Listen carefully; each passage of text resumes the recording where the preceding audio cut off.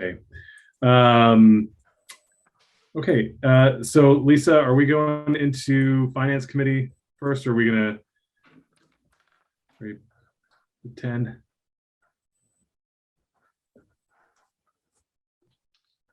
That is up to you. Since I was switching with your labor discussions at 10:15, I don't know. Okay, so if you're good to, if you and Patty are good to hang until 10:15, then we'll go into Dan, who I see is in the chamber. Are you able to go from there, Dan? Yep. Can you guys hear me? Yep. Awesome. Well, good morning, commissioners and everyone else. As you saw from the briefing notice, just a brief discussion about our noxious weed coordinator position. We have Pat here as well. We'll be meeting with the noxious weed board for a special meeting on Friday to talk about the noxious weed position moving forward. This is a front-loaded conversation. Our budgets are due for our department, as you're well aware, beginning of August. We're moving ahead in those pieces. We are going to be putting in, most likely, pending the discussion on Friday with our special board meeting, increase in the coordinator position. It's currently at a 0.75 FTE. We'd like to see that increase to a 1.0 FTE in the 2023 budget.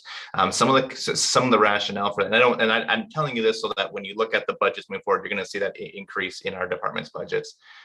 Recruitment of a qualified noxious weed coordinator. There are many noxious weed positions open across the state currently, and finding the best of the best for Mason County is going to be, I think, a feat that we're happy to undertake, but it's going to be a bit of a challenge. Pat knows of a few county positions that are open, and we're looking at why are they opening up? How can we recruit the best for Mason County? Pat has done such a nice job building our noxious weed program that we want to find the person to take it over and keep driving it forward. So you'll be seeing that in there as well. We would also like to do, potentially based off of the hire and the timing of everything, a supplemental budget increase for 2022's budget so that we can have a bit of a cross training between the new noxious weed coordinator and Pat, some time together to understand the system and that department. And then Pat was talking to me a little bit about this. This is a unique position. We haven't hired this position ever, or if not in 16 years that Pat has been here. So there really isn't a precedence. The RCW talks about that the noxious weed board controls this position and does the hiring. We have to follow the county policies and procedures for that. So there isn't a boilerplate process to make this all a reality. So we'll be working with the new HR person and Mark and others to help navigate all of that. Some of that comes after Friday's meeting. I did pull the Mason County policy for recruiting and hiring. Talks about the department head will submit to the Board of County Commissioners a request to hire. That'll come after Friday's meeting because we would love to get this position hired and move forward ASAP. Pat, we're looking at the end of September, having it be vacated. So we'd like to see that happen as soon as possible. But again, front loading the conversation so that we're all on the same page moving forward. Anything else, Pat? No, I think so. Just curious if the commissioners have any thoughts, comments, or questions. Commissioners, anything? Just real quick, I don't know how we can replace Pat. No, I don't think we can. Oh, she's done such an amazing job. This is going to be a hard position to fill just because you've done such an amazing job. Thank you, Sharon. Yeah, I can't even begin to imagine. You know, we've been through this many times where she's actually come close, and we thought we were losing. She keeps getting called back in, and somebody's got to be there to protect us all the time. But it's just amazing to me that I don't know how we're going to replace her, because I'm gonna echo what Sharon said. I don't think that that's actually possible. So I don't know what it's going to look like. We'll see. I've been lucky. I'm working on my 11th year. I've always had her. Well, I think that's the challenge that we're facing is how do we find someone of quality skill set to maintain the program that is established? And I think that's going to come with some good discussions around what's our recruitment strategy, what's our pay structure for it. The job, when Pat started to what it is now is a vastly different position. So how do we indicate that in the job description, and where do we announce to hire the best of the best so that Mason County has that? And also being well aware that Mason County tends to be the training ground for Kitsap County and Thurston. How do we keep this person here for the long haul? those are pieces that I think we're all in discussions about, but that comes with some honest conversations up front, which is great. Well, then we lose all that history. Oh, I'm not going away, Randy. I'm still going to be a Mason County resident. Well, then why don't you stay? This is supposed to be a 5-year job. Like I said, you've been here forever. Well, not quite. For me. Well, I appreciate your time, commissioners. Again, just a front-loading conversation. You'll be seeing some things, I think, coming from us. We're on a pretty tight timeline, and we want to make sure that we hit those benchmarks. So if you have any questions or concerns or feedback, please reach out. Excellent. Thanks, Dan. Thanks, Pat. Good to see you. Thank you. Nice to see you. Okay. Next up, do we want to get, sorry, I'm a little bit out of sorts here with the schedule change. I don't know how much time community services is going to need, but if they can, if Dave, if you're on and you feel like you can get this done in the next 11 minutes. We can do that. So Haley is on here. We have one item from Haley, and then I just got one quick item, and then we'll be off. Great.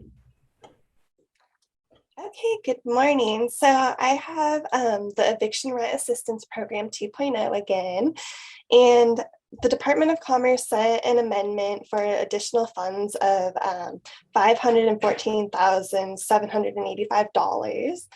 And they're also doing a few updates to the special terms and conditions. So the plan is we would like to subcontract the additional funds out to our subcontractors, so that way they could provide direct services to clients, so that way more evictions are prevented. So the request on this is just to move this to the August 2nd action agenda. Okay. Questions? No, I just completely support that. I think it's great. Great, thank you so much, commissioners. Yeah, I agree. Good to move it forward. It looks like Commissioner Adler had a head nod there, so I think we're good to move forward. Great, thank you so much. Okay, the actually, I got thinking we might have two things really quick. FPHS, I just finished the FPHS reporting. I need to upload it into the state system. We don't get any more funding from FPHS until this reporting is done. We're about 2 weeks ahead of schedule, so that'll go in today so they can get our FPHS funds turned on for this current year from DOH from July 1st until the end of June next year. And it'll be backdated to the first of the month. So we'll get that money turned on.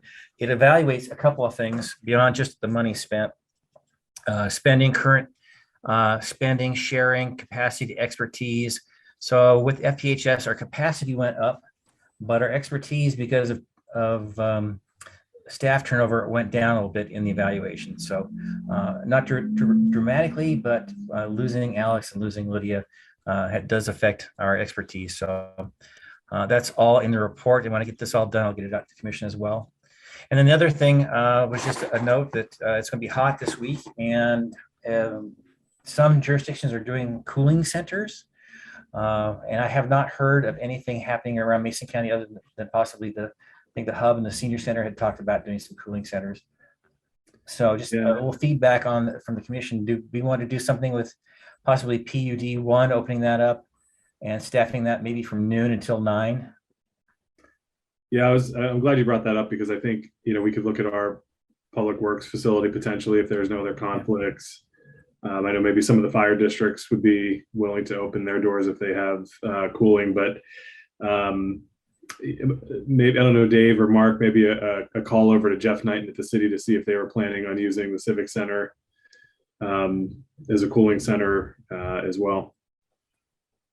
If we do open up our public works, we're probably going to want to contact Mason Transit to have them be able to bring people there, because it's going to be hard for them to get there for just people if there's nothing in the city. Can we also contact the Mason Transit to see if they can open up their doors? Oh yeah, that's true. They've got that center down there. They've got the Civic there, and that way we don't have to really worry about transportation at all. It's already there. Yeah, Okay. I guess part of my other concern and why I was thinking about public works was sort of the out of city areas. And so making sure that we have places for folks out in the rural areas and making those contacts. This is probably something now that we're seeing more heat more often during the summer months. You know, we should probably have a plan in place, and that would be a good thing for Dave, public health, to work on with maybe John at emergency management, and just putting a plan together. And when we hit that threshold, you know, it just we open the centers.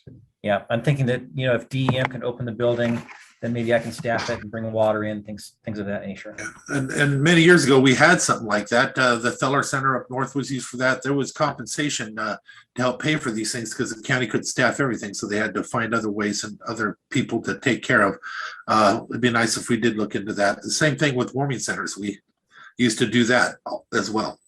Okay. So I did. Maybe don't we also have something already in place for smoke? So maybe we could make all those tie together. Okay. Yeah, so I was just going to say too, it looks like the city is opening up the Civic Center as a cooling center as well. Okay. Looks like tomorrow it'll be open to the public between 9 a.m. and 8 p.m. Okay. All right. Well, I'll look at doing something then with Public Works, and then just do a kind of a survey of what's going on elsewhere. Okay, commissioners, that's all I have. Okay. Anything for Dave? Board of Health meeting tomorrow. Yeah. So at the Board of Health, I'm going to talk about Novavax since that's new on the scene, and we'll talk about that tomorrow. Okay, great. All righty. Loretta, I mean, you have 6 minutes. Do you think you have more than 6 minutes of conversation, or should we do Finance Committee first? No, we can whip it out. And we're happy to open up as a cooling center. We've done that in the past and glad to do that again. So Dave and I can get together and look at calendars for that. Great. All right. So first up, more bridge money. So this is super exciting. And huge compliments to Mike and Dave and team for filling out the applications. It may seem like a simple thing, but it's a lot of work and lots of good detail. And we were able to garner another $2 million in bridge funding. So we'd like to read this news release about this exciting news. You found the Obama money. That's right. That guy was yelling at us about. As soon as he said that, we were on the hunt. Reeled some in. Yeah, so we've got that. And then we don't have it on here, but Mike can speak real briefly. I know, commissioners, you're well aware of the $3 million award that we had for the Hearthstone Island Bridge. And we had Ginger had her first bid openings, so we're glad to have kidnapped her and put her to quick work, and she did awesome. But Mike's got some news on that regard as well. So we had 3 bid openings last Friday. Mason Lake Road, miles 5.23 to 6.23. It's 1 mile. STP money is to pave. 2C and Son were the low bidders on that item for $732,000, I believe it was. The clear zone for Arcadia, Highland,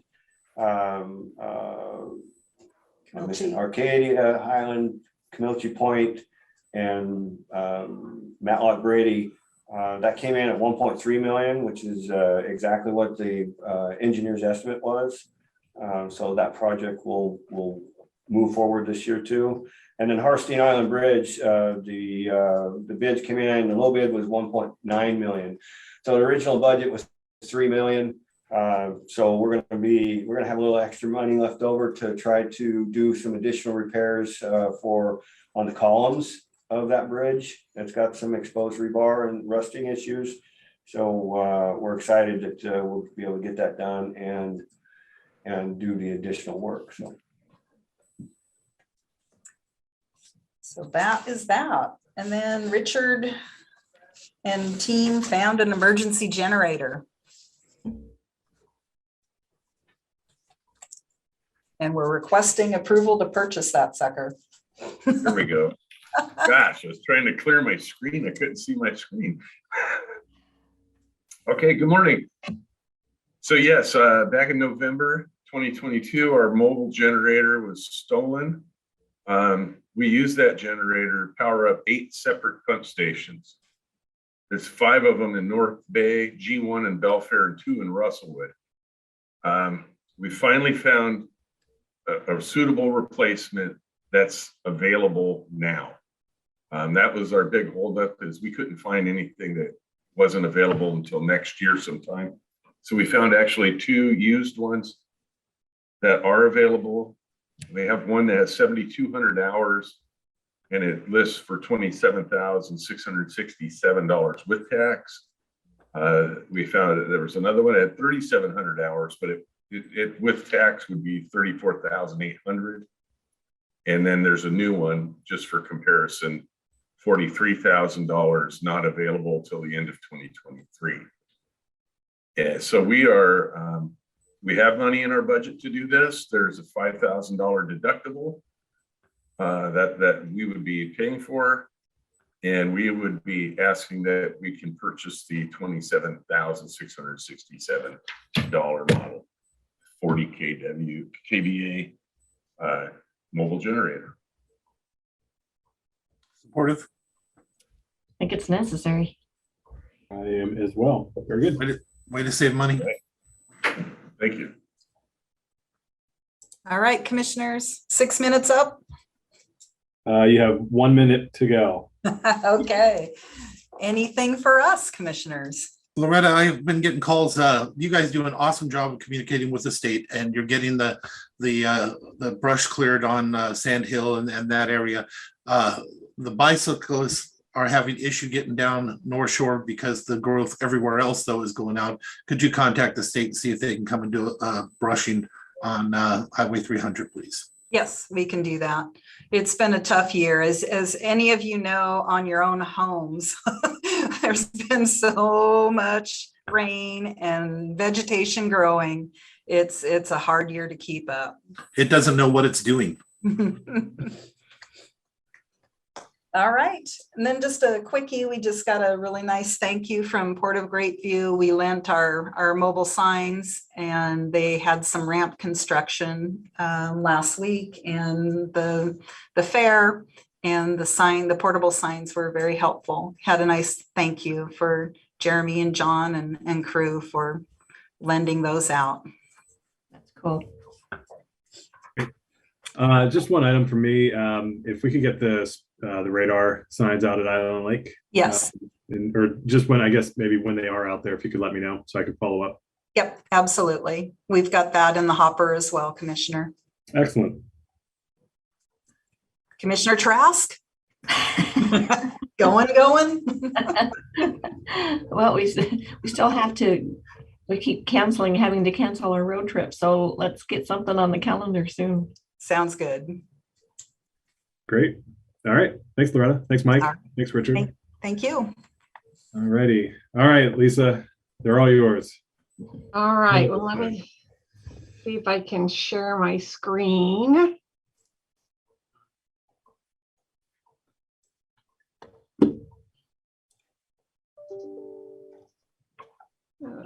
Come back over here.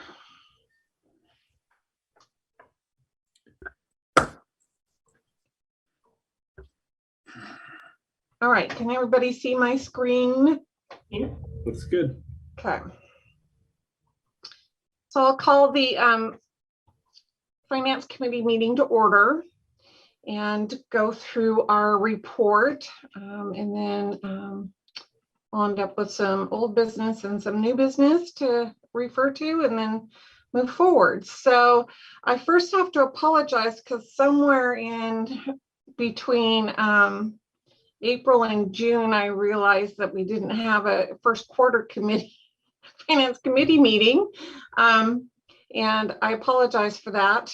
Tax time was extremely busy up here, and I've been shorthanded with staff out on FMLA. So that just got by the wayside. So this report is actually for the first 6 months, first and second quarters of 2022. So the information here covers the first 6 months. So on June 30th of 2022, and I'm sure Jen has reported this to you already, our cash balance was $26,471,000, and that was up about 6.4 million from this time last year. I updated the general fund reserve and contingency policy using the 2021 expenditures. Therefore, using our current policy at 15, 20, and 25%, you would see that our policy balances should be at 5.7, 7.6, and 9.4. And with our cash at the end of June of 26 million, unless our $1 million contingency, we have 15,857,000 and above our contingency policy. On our next page is our cash and investments. Let me see, maybe I can make that a little bigger so we can see it. At the end of June, cash and investments totaled 225 million. And you can see the breakdown as to our portfolio. This is cost, this first column, then market value, and then the gains or losses.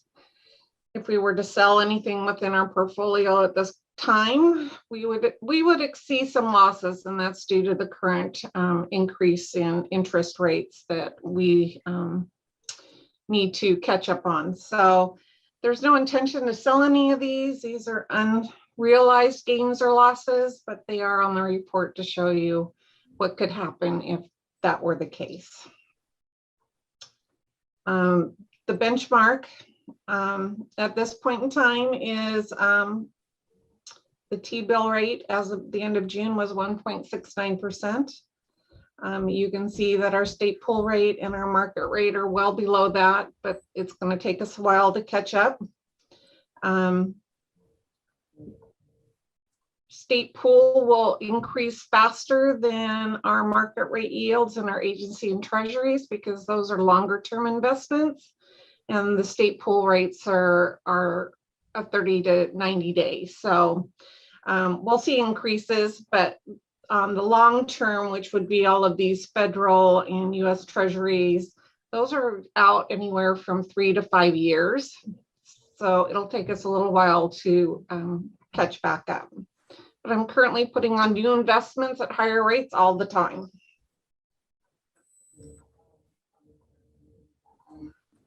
So I've never seen feds increase rates like they have this last few months. So this is new territory for me. Usually it's a little more gradual, but you can see that we've went from almost 0.07 to 1.5% at the end of June. So they're increasing quite quickly. In 2022, we budgeted 250,000 in investment interest collections. I expect that we'll exceed that this year, where we didn't exceed our goal last year. We're at 121.9 thousand already through the first 6 months of the year. So, and then banking fees, I've had very little at this point throughout the year. So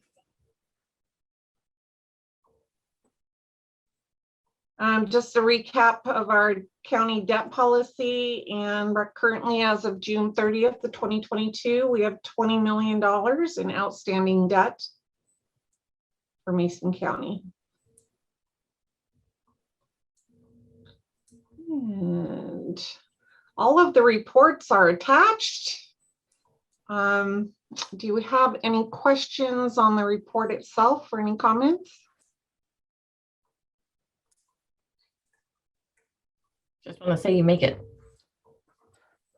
easy for me to understand, and so appreciate that. And then you're always available too if I ever have a question. So appreciate that. There's a lot of detail attached to this report, obviously, that you know, I don't share in detail here, but it is available in the report, and I'm always available for questions for sure. So I think your car is here about as often as mine is, so. under old business, I just had project funding updates, and I had sent Loretta an email asking her if she had any updates on either the Skokomish River restoration or the Belfair wastewater system. I didn't hear back from her on those. I know I've seen articles and meetings and so forth on the Belfair, on both of these, that I haven't been in on specifically. So at this point, I don't have anything to do with the old business. Under new business, Jennifer we annually need to review the reserve and contingency policy, and Jennifer had some updates that she was suggesting. So I'm going to turn it over to her under new business to go over those, and then we can talk more about that when she's done. Thank you, Lisa. So the update that I have to the reserve and contingency policy is on page 1 under the second paragraph. We wanted to remove these goals were established by the Mason County Board of County Commissioners beginning in 2018 over a 5-year period for all reserves, except the contingency reserve, which was established beginning in 2019 over the successive next 5 years. So we wanted to remove that because it's really no longer relevant. And so just strike that out.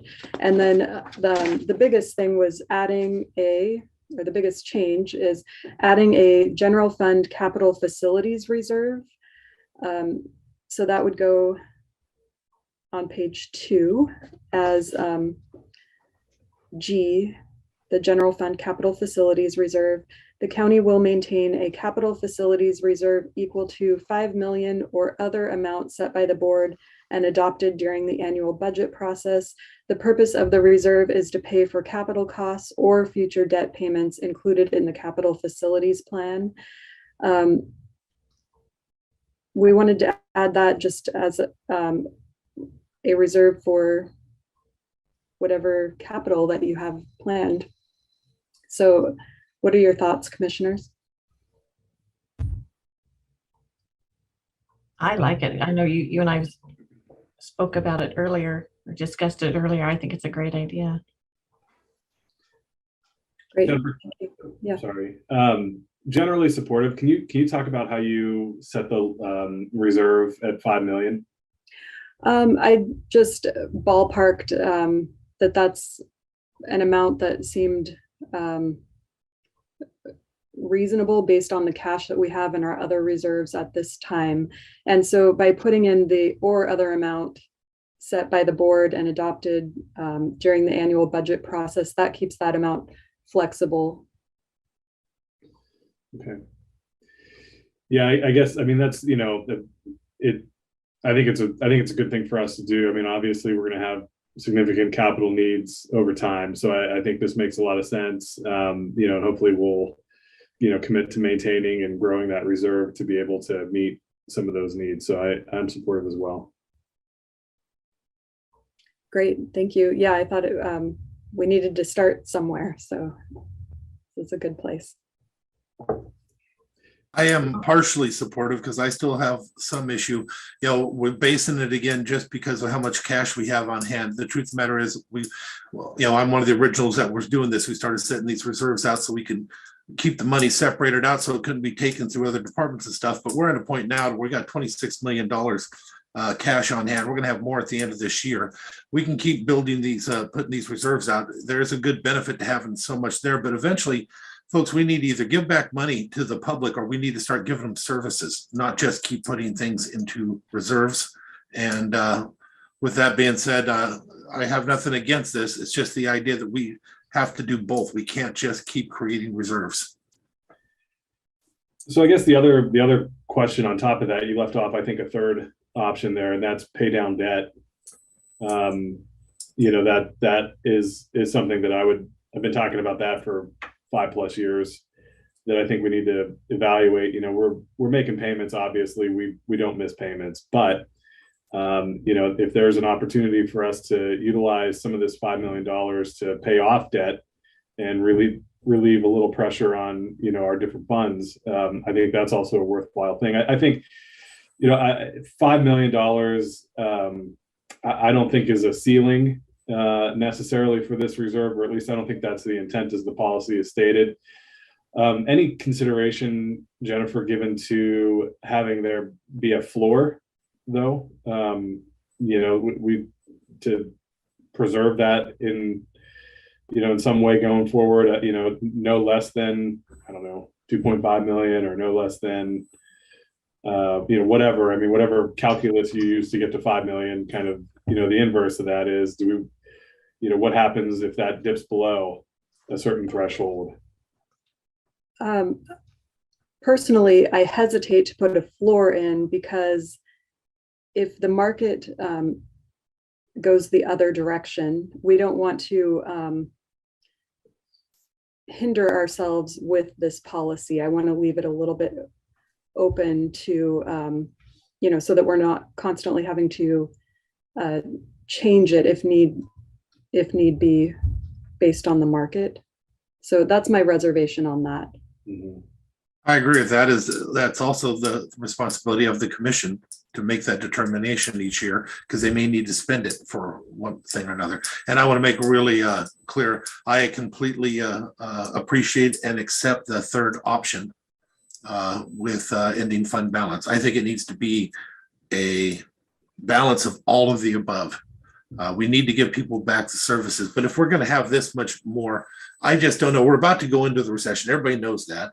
So we don't know what it's going to be like. So giving back money at this time may not be a wise move, but if we need to consider all three options in the near future. And I would just state that I would be concerned, not that I'm against it, but I would be concerned in going into a recession and, you know, providing or continuing to provide the level of service that we already have. I wouldn't want this to take away from those departments that are funded by current expense, or mitigate, you know, how we would manage to continue to do business if you've set this money aside for other projects. So I know we have a lot of money currently, but it can go quickly. So my concern is, you know, how that would affect operations moving forward. So yeah, I'd rather have money on hand so that we don't have to take services away, because it's going to hit us. Yeah. We all know that. So we just have to make sure that we're prepared for it. And right now, we got to consider even providing more services that are needed. I know, you know, historically, I've watched Lisa's department get depleted to the point to where they run on a shoestring, weren't able to give back money at the end of the year. Not because it was misspent, because the budget was so tight on them that there was no breathing room left. And eventually we have to be able to give them the tools they need to be able to do their job. And that goes for Lisa's part, but others as well. I'm not a big spender. As you guys know, I've fought positions for years, but when you do have the money to do it, sometimes we have to allow them to breathe. But that's a budget discussion too. So, you know, listening to the conversation, I mean, I'll ask, I mean, is this policy not yet ripe? Do we need to have a little bit more thought and discussion about it, given some of the concerns that were raised today, some of the other options that were discussed? And then the third part of it is, you know, is this maybe more appropriate to discuss once we have a better handle on the capital facilities plan, so we have a little bit more knowledge about what this would be used for? that was my thought as well. I haven't seen the capital facilities plan, so I'm not sure what we're reserving this for future projects. So that might be a consideration for us to look at as part of this policy and review first, to just get a good idea. I'm not opposed to starting it, you know, and increasing it over time, or that. but again, Jennifer's, best guesstimate is $5 million. So I don't know what that makes up and what that would need, so. Well, I think, I'd like to look at it further, see what it actually looks like in the long term, see if that's the right number for what we need. Jennifer, did we bring this before the audit committee already? Yes, it was brought before the audit committee just through email.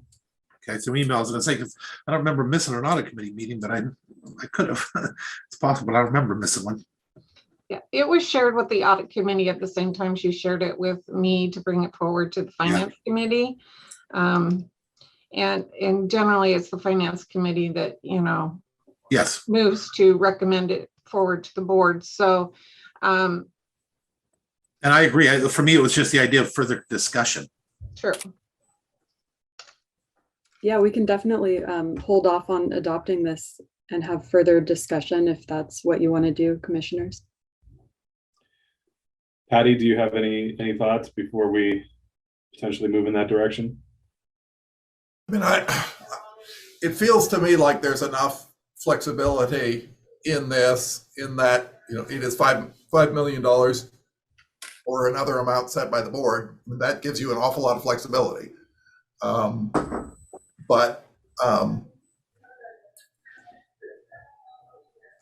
So I think having this as part of the annual budget process makes sense, and it feels like there's plenty of flexibility here, but we can certainly talk about it more.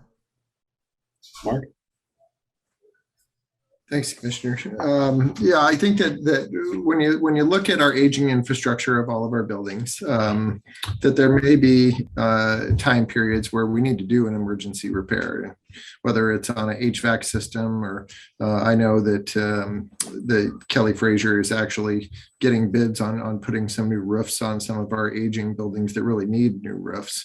But in the event that something comes up unexpectedly, that we're required to do one of those things outside of the capital facilities plan, then that's where we would have this money available, as well as we go in and start to accomplish some of the capital facilities items that are listed within the plan. If there are additional revenues that are not available because of a potential downturn in the economy, then we could tap into these funds to actually do some of those projects. So when we're talking about buildings and things like that, 5 million seems like a ton of money, but it could probably go fairly quickly. And this is 5 million outside of our regular monies. If it's in our plan, then we can utilize REIT funds and stuff. Cannot utilize REIT if it's not in the capital facilities plan.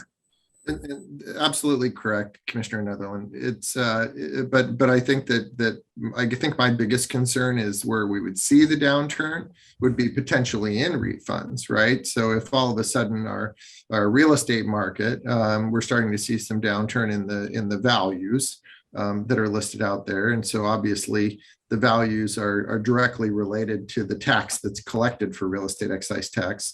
If the market really slows down, and you don't see a lot of transactions in that market, then it may impact where we're at with our fund balances in those funds. And we're pretty healthy in those other funds, but definitely real estate excise tax 1, which is the one that we actually use for the capital facility, general capital facilities.